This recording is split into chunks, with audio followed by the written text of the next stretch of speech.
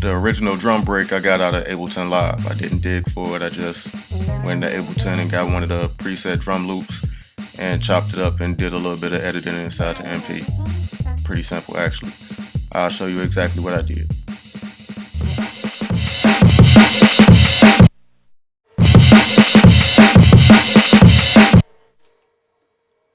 Most people use Zone Edit to chop up their samples. I don't. I copy it a few times and do edits to each copy.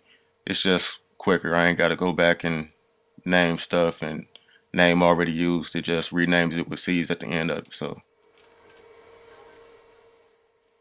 I only did a few chops really. One was to change the start point so the drum beat to sound more syncopated.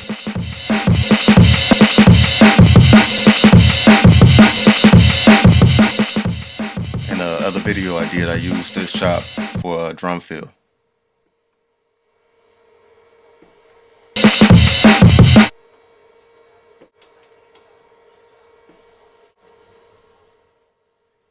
I then needed a snare, so I chopped out not one snare but 3 snares, a little snare pattern.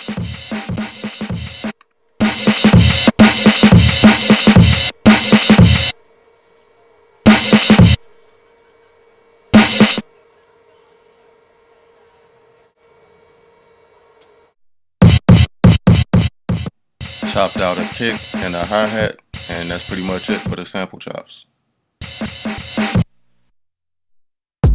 I liked the snares and the hi-hats in the loop, but the kicks was lacking, so I used a couple kicks from other kits to layer over the drum loop.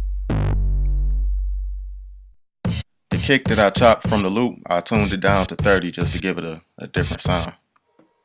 I set all my chops to mono, and I also set them to cut each other off. That way when I play it in the program, it'll sound like a seamless loop.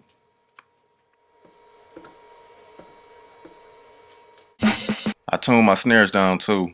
Not enough to change the tempo, just enough to give it a little swing and make it sound different from the original loop. As far as playing the program, I use my thumb for the kick, my index finger for the snare, and my middle finger for the hi-hat.